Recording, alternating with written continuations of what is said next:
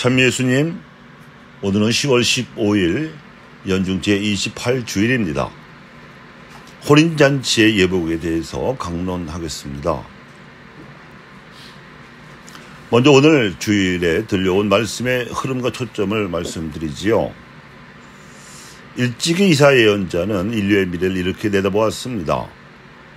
만군의 주님께서는 이 산 위에서 모든 민족들을 위하여 살진 음식과 잘 익은 술로 잔치를, 살지고 기름진 음식과 잘 익고 잘 거른 술로 잔치를 베푸시리라.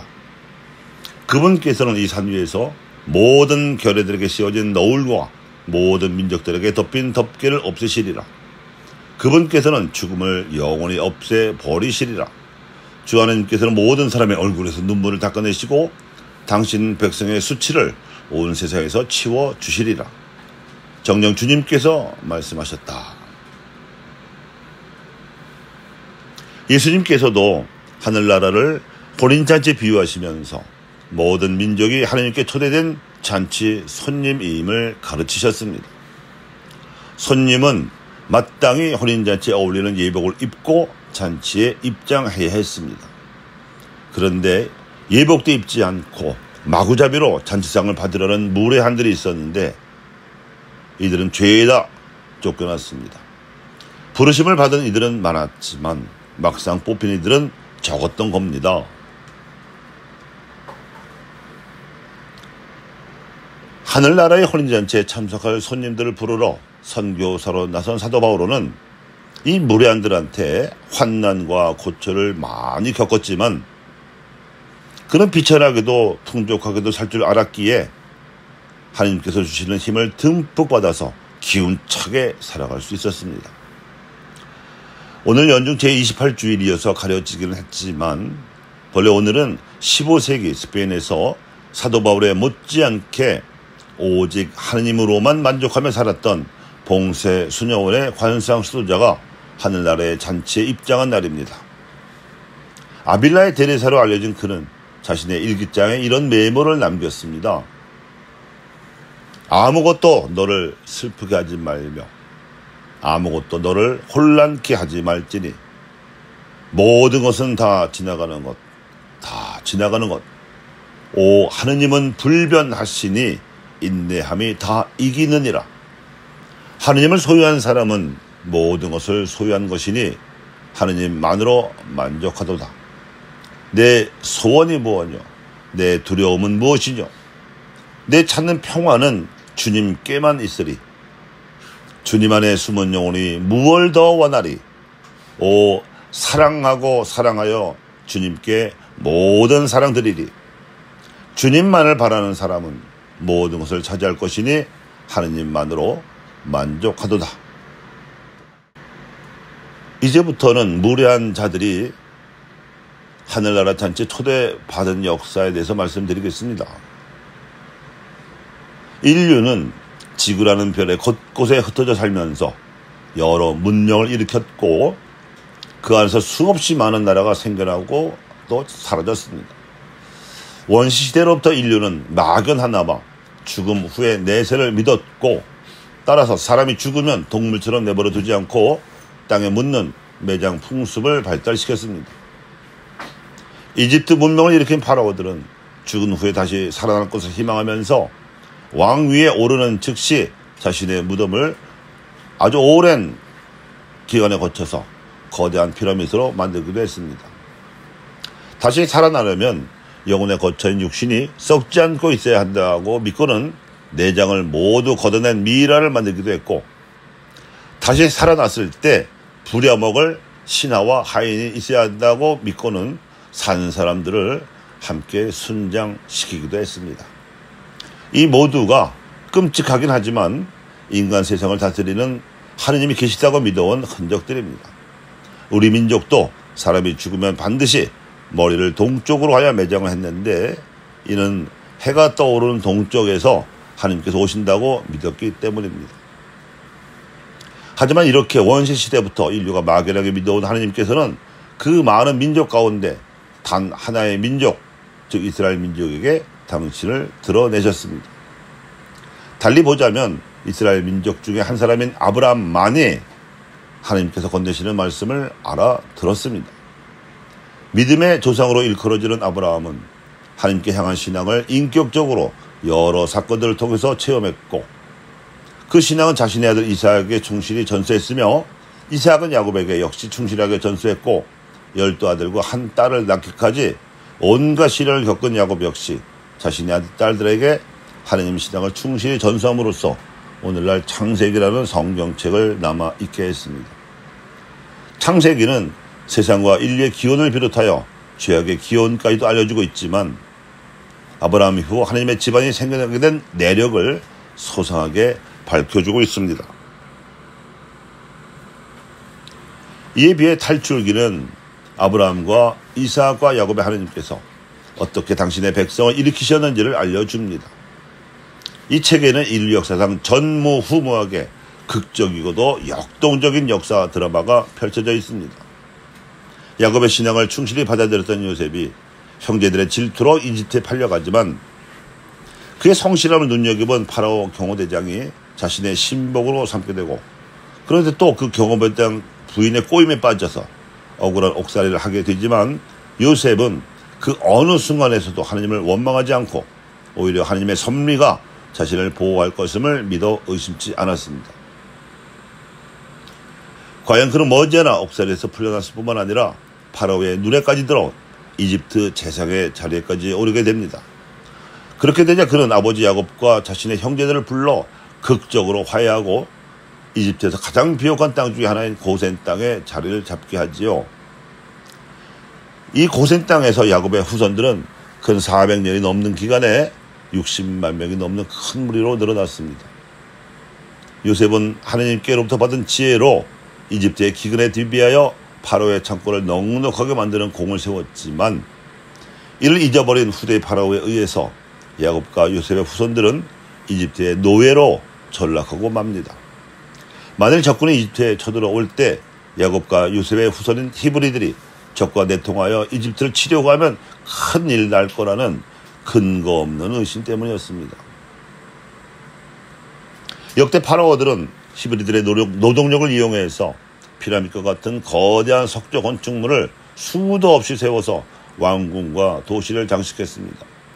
그 바람에 고대 이집트의 천문학과 기하학, 수학과 건축들이 발달한 것도 사실이지만, 그 속에는 히브리 노예들의 눈물과 한숨으로 얼룩진 인권 침해가 들어 있었습니다.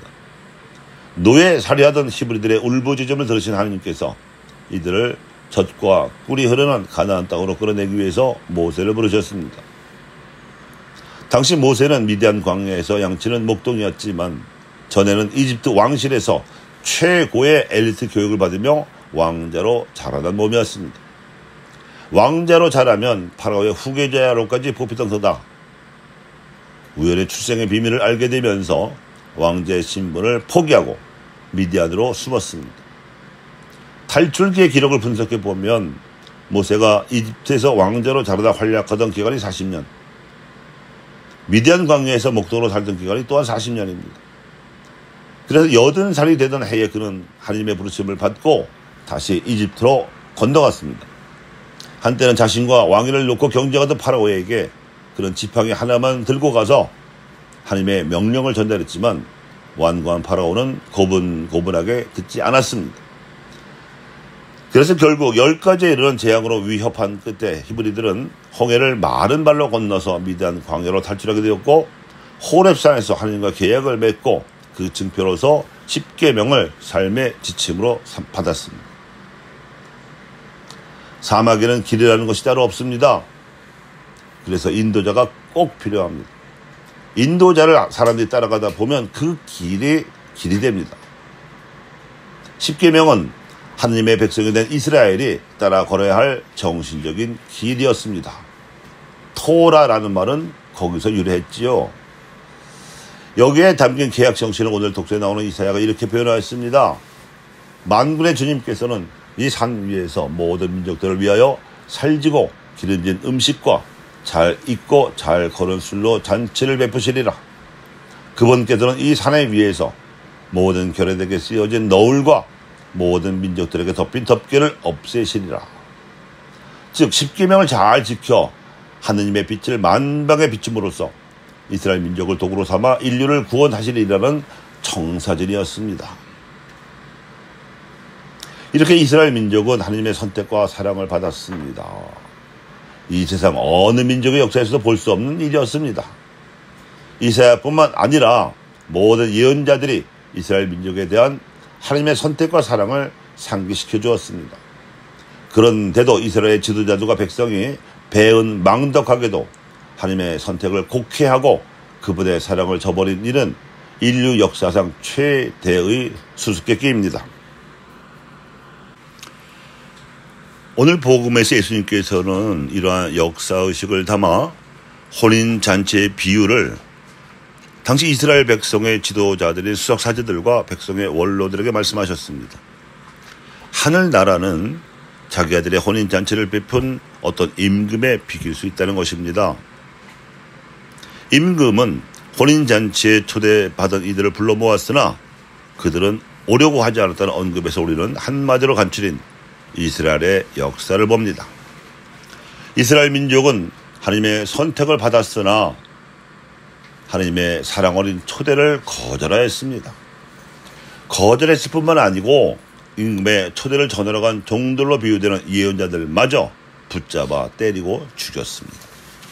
이런 절망스러운 상황에서 예수님께서는 병든 이들을 고쳐주시고 마귀 들린 사람에게서 마귀를 쫓아내어 주셨습니다. 그래서 가시는 곳마다 무언가 도움을 받고 싶은 사람들이 구름처럼 모여들었습니다. 그것이 비유에서 아무나 만나는 대로 잔치에 불려온 사람들입니다. 하지만 예수님의 뜻은 하나님의 선택과 사랑을 반영하고자 하는 것이었기 때문에 하나님의 사랑을 받기만 해서는 안 되고 받은 사랑을 나눠야 하고 특별히 더 가진 것이 없는 이들에게 반드시 그 사랑을 나눠야 한다는 조건이 철칙처럼 붙어 있었습니다. 그것이 혼인잔치에 초대받은 사람이 반드시 갖춰 입어야 할 예복이었습니다. 가난한 이들에게 하나님의 사랑을 나눠주는 데는 자기 희생이 수반되기 마련입니다. 그래서 가난한 이들을 위한 사랑은 십자가이기도 합니다.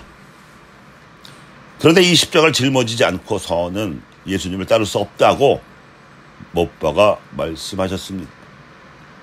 예복을 입지도 않고 혼인잔치에 참석한 사람이 인정, 사정, 볼 것 없이 쫓겨나듯이 가난한 이들과 약한 이들에게 자기가 받은 하나님의 사랑을 베풀지 않았던 사람들은 하늘나라에서 쫓겨나기 마련입니다.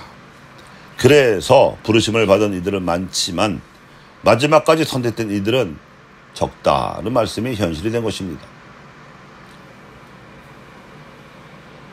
이어지는 교회 역사에서 그리스도교는 마치 구약의 이스라엘 민족이 그러했듯이 분열과 갈등의 질곡을 겪었습니다.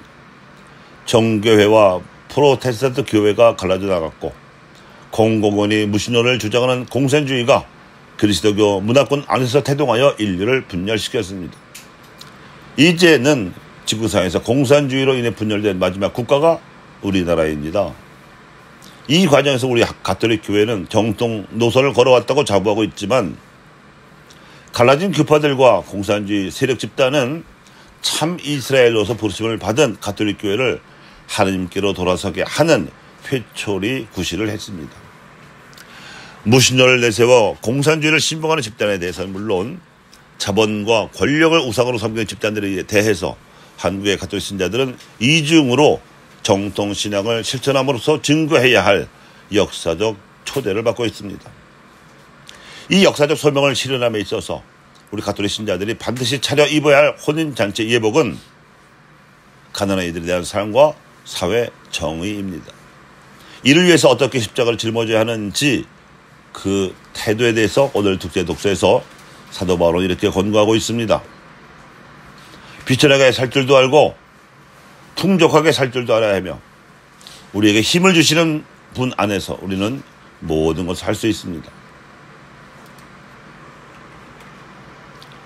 예수님의 순환과 죽음으로 귀결된 이스라엘의 실패는 세계 평화의 마지막 고리가 되어 있는 우리 한민족 안에서 한국 가톨릭 그리스도인들이 예복을 제대로 갖춰 입음으로써 민족의 복음화라는 혼인잔치로 극복되어야 하리라고 믿습니다.